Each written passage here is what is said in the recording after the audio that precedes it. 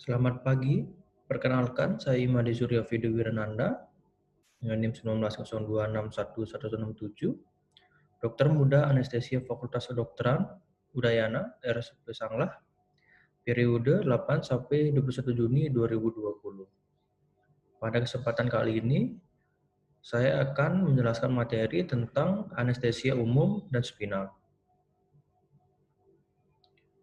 Menurut American Association of Anesthesiologists, anestesi umum merupakan pemberian obat yang menginduksi hilangnya kesadaran di mana pasien tidak arousable atau dapatnya rangsangan atau merespon meskipun dengan stimulasi yang sangat menyakitkan. Beberapa obat yang dimasukkan bertujuan untuk memberikan rasa tidak sadar, amnesia, analgesia, dan kehilangan refleks dari sistem saraf pusat, dan dapat berupa paralisis dari otot skeletal. Adapun jenis-jenis anestesia umum dibagi menjadi 3, yaitu anestesi total intravena, anestesi total inhalasi, serta anestesi kombinasi antara intravena dan inhalasi yang sering disebut dengan surveillance anestesia. Anestesi umum intravena merupakan salah satu teknik anestesi umum yang dilakukan dengan jalan menyuntikkan obat anestesi parenteral langsung ke dalam pembuluh darah vena. Sedangkan anestesi umum inhalasi merupakan salah satu teknik anestesi umum yang dilakukan dengan jalan memberikan kombinasi obat anestesi inhalasi yang berupa gas dan atau cairan yang mudah menguap melalui alat atau mesin anestesi langsung ke udara inspirasi. Lalu yang ketiga yaitu balance anestesi atau anestesi imbang, merupakan teknik anestesi dengan menggunakan kombinasi obat-obatan baik obat anestesi intravena maupun obat anestesi inhalasi atau kombinasi teknik anestesi umum dengan analgesia regional untuk mencapai trias anestesi secara optimal dan berimbang. Pertama, yaitu anestesia intravena. Pemilihan penggunaan anestesia dengan teknik intravena biasanya dilakukan kepada pasien-pasien dewasa dan pada pasien yang kooperatif. Teknik ini sampai sekarang merupakan teknik yang paling banyak digunakan. Ada beberapa variasi anestesia intravena, yaitu anestesia intravena klasik, lokal, dan anestesia analgesia neurolab. Di mana obat-obatan anestesia intravena itu contohnya ada tiopental yang merupakan golongan dari barbiturat yang memiliki efek hipnotik dengan induksi yang cepat, lancar, dan tidak diikuti dengan eksitasi. Dengan masa pemulihan yang cepat yaitu sekitar 10-20 menit dengan rasa kantuk, memiliki sifat eliminasi yang lama dengan dosis induksi 3-6 mg per kilogram berat badan intravena yang habis selama diberikan 30-60 detik. Selanjutnya bisa diberikan propofol, yaitu obat anestesia intravena yang paling sering digunakan juga, yang memiliki efek hipnotik dengan induksi yang cepat sekitar 45 detik dengan yang bertahan hingga 15 menit. Juga memiliki efek antiemetik dan tidak menimbulkan iritasi pada airway. Dengan dosis induksi yaitu 2-2,5 mg per kilogram berat badan IV dan dosis maintenance-nya 4-12 mg per kilogram berat badan per jam intravena drip. Selanjutnya ada ketamin, yaitu anestesia disosiatif yang memiliki efek hipnotik dan analgetik yang bekerja dengan memblok reseptor pada NMDA dan memberikan efek analgetik yang dalam, imobilitas dan amnesia, yang bersifat simptomatik atau meningkatkan tekanan darah dan heart rate yang sering digunakan dalam perawatan luka bakar dengan dosis induksi yaitu 1-2 mg per kilogram berat badan intravena bolus. Selanjutnya ada benzodiazepin yang memiliki sifat hipnotik sedatif, yaitu pelemas otot ringan yang cepat melewati barrier plasenta dengan dosis diazepam induksi 0,2 sampai 0,6 mg per kilogram berat badan intravena, dan dosis midazolam itu induksi 0,15 sampai 0,45 mg per kilogram berat badan intravena. Selanjutnya yaitu anestesi inhalasi dengan indikasi. Pemilihan penggunaan anestesi dengan teknik inhalasi biasanya dikerjakan pada bayi atau anak-anak yang belum terpasang jalur intravena, dan dilakukan juga pada pasien yang takut dengan alat suntik atau disuntik. Ada beberapa teknik anestesia inhalasi, yaitu inhalasi sungkup muka, inhalasi sungkup laring, inhalasi pipa intratracheal (PIT) nafas spontan, dan PIT dengan nafas kendali. Lalu lanjut ke obat-obat anestesi inhalasi. Yang pertama ada nitrous oxide, yaitu obat anestesia inhalasi yang paling aman, yang tidak mudah terbakar dan tidak menimbulkan iritasi. Di mana pada nitrous oxide ini tidak berwarna, tidak berasa, berbau manis, dan lebih berat dari udara. Yang memiliki potensi anestesia dan relaksasi otot yang rendah, namun memiliki efek analgesik yang baik. Aman bagi jantung, liver, dan ginjal, dan dalam anestesi umumnya dipakai dalam kombinasi N2O berbanding O2 untuk induksi dengan perbandingan 80% berbanding 20% dan pemeliharaan 70% berbanding 30%. Dan memiliki efek samping berupa difusional hipoksia dan megaloblastik anemia. Selanjutnya ada ether, memiliki sifat potens anestesia, analgesia, dan relaksasi otot yang baik. Namun mudah menyebabkan iritasi, mudah terbakar, dan mudah meledak. Di mana proses induksi yang lama atau memiliki sifat kelarutan yang tinggi di darah dan menyebabkan rasa tidak nyaman, serta proses pemulihan yang lama. Selanjutnya ada halutin, yang merupakan obat anestesia yang poten, yang memiliki efek analgesia dan relaksasi otot yang buruk, dan merupakan cairan yang tidak berwarna, berbau enak, tidak iritatif, mudah menguap, dan tidak mudah terbakar serta meledak. Yang memiliki proses induksi yang cepat, tidak mengiritasi jalan napas, memiliki efek bronkodilatasi, itu cocok untuk pasien dengan asma, lalu dan jarang menimbulkan mual dan mudah pasca anestesia. Memiliki efek samping berupa aritmia jantung dan halutin induksi hepatis dan malignan hipertermia. Dengan dosis induksi 2-4% dengan dosis pemeliharaan 0,5-2%. Selanjutnya ada enfluren, yaitu turunan dari ether yang cair dan tidak berwarna, memiliki efek hipnotik, analgesia, serta relaksasi otot yang baik, dan tidak bersifat iriatif.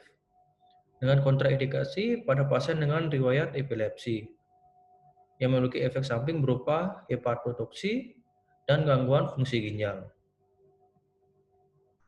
Selanjutnya ada isofluren, di mana turunan dari ether, cairan tidak berwarna, yang memiliki efek hipnotik, analgesia, dan relaksasi otot yang baik, namun berbau tajam dan tidak mudah terbakar. Biasanya diberikan kombinasi bersama oksigen atau nitrous oxide, dan iritatif terhadap saluran napas.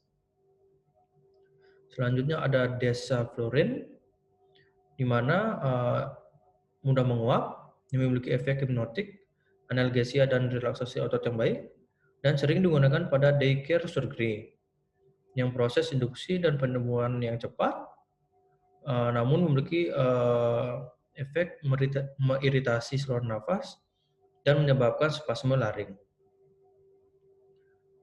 Selanjutnya ada siflurin, itu turunan dari ether juga, cair, tidak berwarna, dan tidak mudah meledak, serta tidak berbau dan tidak menimbulkan iritasi, yang memiliki efek hipnotik, analgesia, dan relaksi otot yang baik, di mana proses induksi dan pemulihan yang cepat dan dapat digunakan pada bayi atau anak-anak yang tidak kooperatif.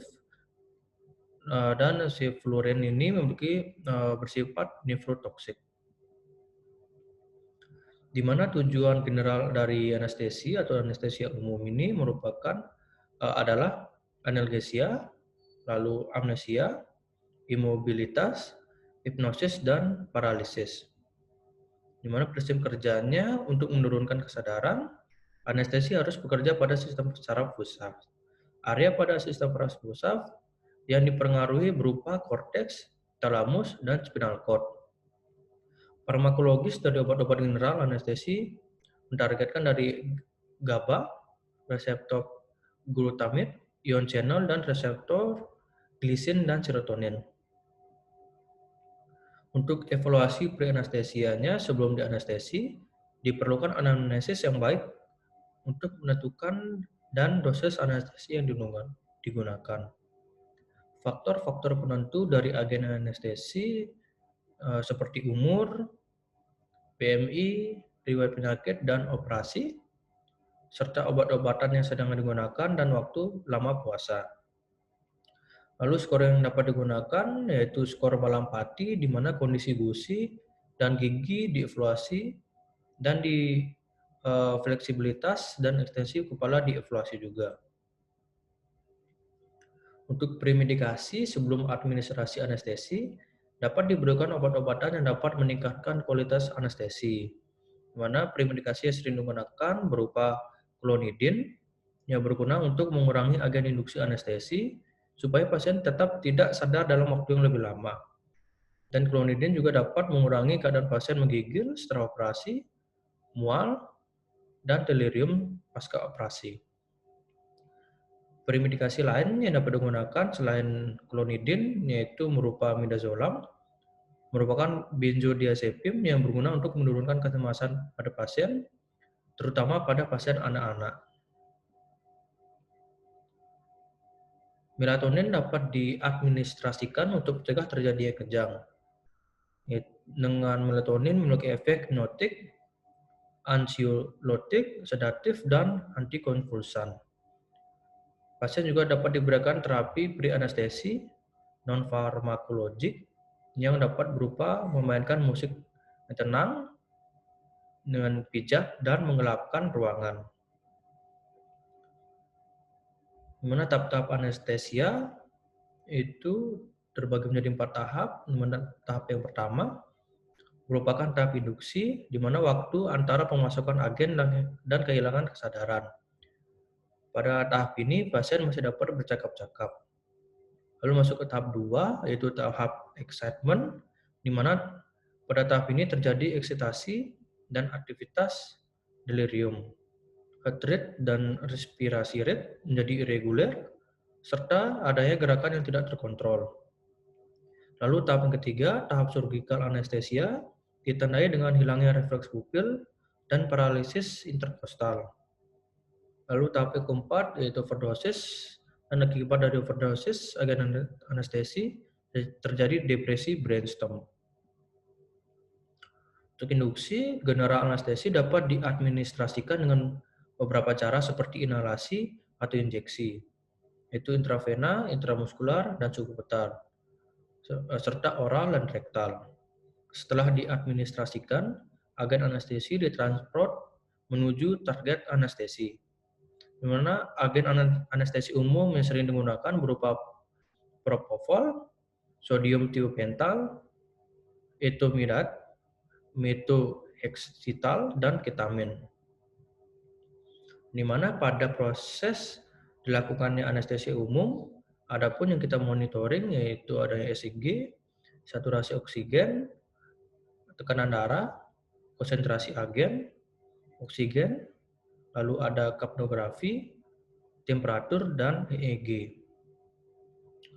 Di mana yang dievaluasi dari EKG, di mana EKG elektroda dipasang pada pasien untuk memonitor denyut dan irama pasien. Digunakan juga untuk monitor iskemia, di mana dilihat pada lead 2 dan V5. Lalu pulus oximetri alat diletakkan di jari untuk memonitor apakah ada penurunan saturasi oksigen pada hemoglobin atau terjadinya tanda-tanda hipoksia. Lalu monitor tekanan darah untuk mengantisipasi terjadinya pendarahan dan monitor tekanan darah. NIBP digunakan monitor tekanan darah secara rutin. Lalu ada konsentrasi agen anestesi, itu berupa monitoring untuk parameter agen anestesi seperti oksigen dan anestesi inhalasi. Untuk monitor oksigen, yaitu alarm dipasang jika oksigen pasien menurun di bawah 95%. Lalu kapnografi, yaitu mengukur kadar karbon dioksida yang dieksalasi oleh pasien untuk mengukur keadekuatan ventilasi. Lalu ada temperatur untuk mengantisipasi hipotermi, itu kita evaluasi tetap suhunya, suhu badannya, dan EEG untuk mengevaluasi kedalaman koma, digunakan untuk mengantisipasi overdose atau kurangnya agen anestesi. Lalu untuk airway manajemennya, pasien kehilangan refleks batuk akibat anestesi. Untuk mempertahankan jalan nafas, dilakukan intubasi dengan endotracheal tube setelah pasien tidak sadar. Lalu pernapasan pasien dapat dimonitoring dengan mesin ventilasi. Pada prosedur besar dapat digunakan ventilator untuk memastikan oksigenasi pada pasien dengan koma yang dalam akibat anestesi. Untuk manajemen mata, itu anestesi menurunkan kontraksi otot orbicularis oculi yang menyebabkan mata menjadi setengah terbuka, di mana monitoring mata dan penutupan mata untuk mencegah kerusakan mata yang diperlukan.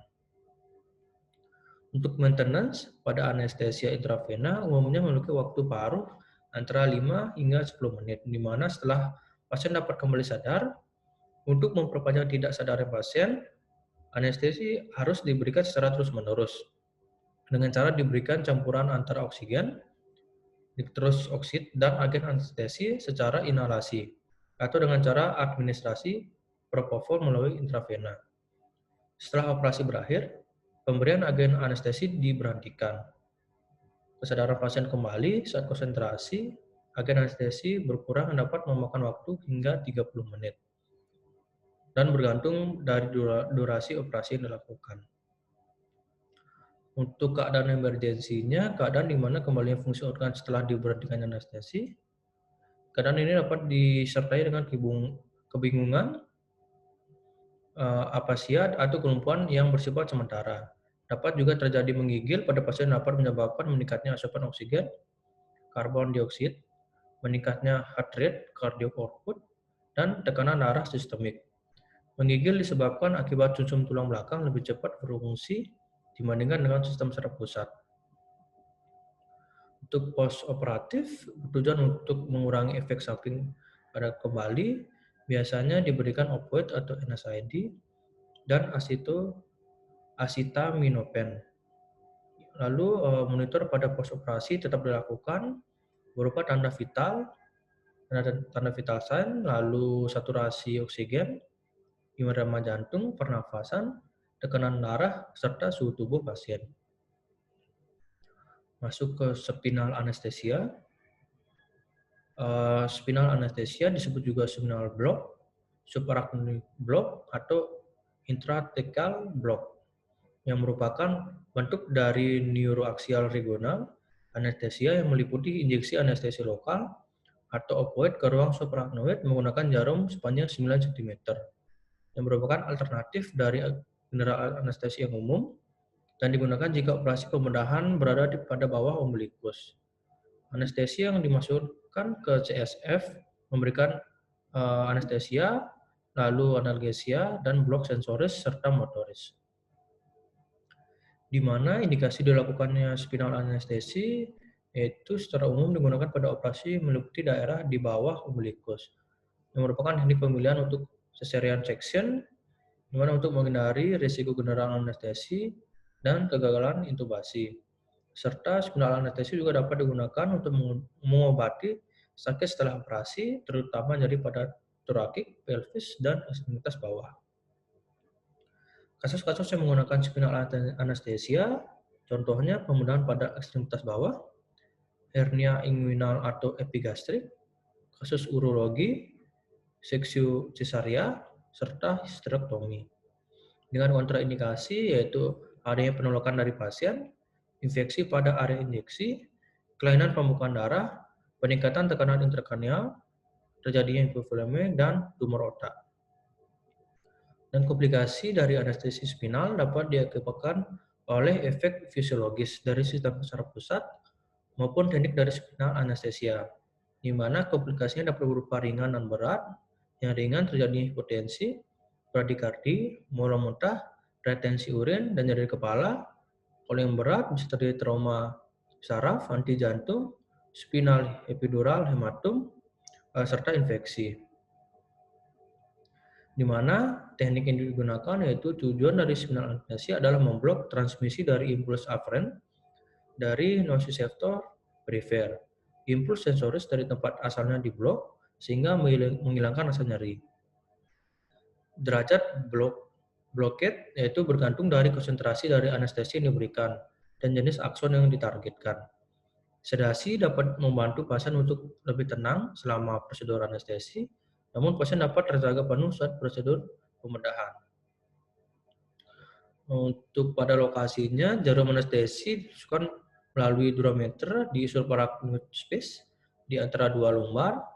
Untuk mencapai tempat ini, jarum harus menusuk beberapa lapisan jaringan dan ligamen seperti supraspinosus ligamen, interspinosus ligamen, dan ligamentum flavum, di mana konus medularis biasanya terletak pada L1 atau L2, sehingga jarum harus ditusukkan antara L3 dan L4 atau L4 sampai L5 untuk menghindari terjadinya cedera.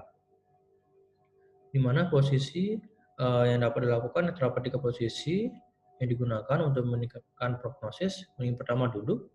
Pasien duduk di pinggir tempat tidur dengan punggung menghadap ke operator dan kaki bergantung dan berada di alas. Selanjutnya bisa dilakukan dengan posisi lateral decubitus. Pasien dimiringkan sehingga punggung pasien menghadap ke operator. Dan pasien harus memiringkan badan sehingga menonjolkan tulang belakang. Dan yang terakhir bisa menggunakan posisi tengkurap. Pasien tengkurap dengan tangan ke arah ke atas kepala. Lalu dari agen anestesinya bisa berupa bupivacaine yang merupakan anestesi yang paling sering digunakan, dan agen lain yang dapat digunakan yaitu berupa lidocaine, tetracaine, procaine, ropivacaine, levobupivacaine, prilocaine, dan cincocaine. Lalu untuk non-opioid seperti clonidine atau epinephrine dapat digunakan untuk memperpanjang durasi dari anestesi. Opioid dapat digunakan untuk meningkatkan kualitas blok dan menurunkan efek samping, di mana jenis opioid yang digunakan seperti morfin, fentanyl, diamorfin, dan buprenorfin.